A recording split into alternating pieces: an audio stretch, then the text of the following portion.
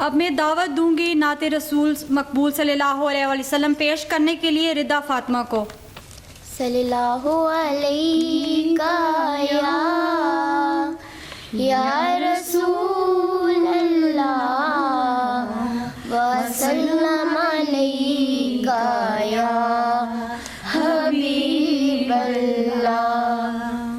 मेरी उल्फत मदीने से यूं ही नहीं, मेरे आका का रोज़ा दीन में है। मेरी उल्फत मदीने से यूं ही नहीं, मेरे आका का रोज़ा मदीने में है।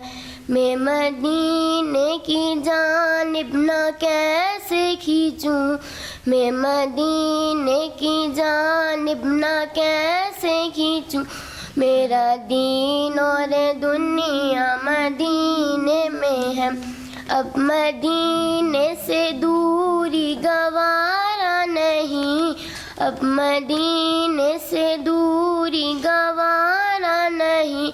आशिकों का तो काबा मदीने में है, आशिकों का तो काबा मदीने में है।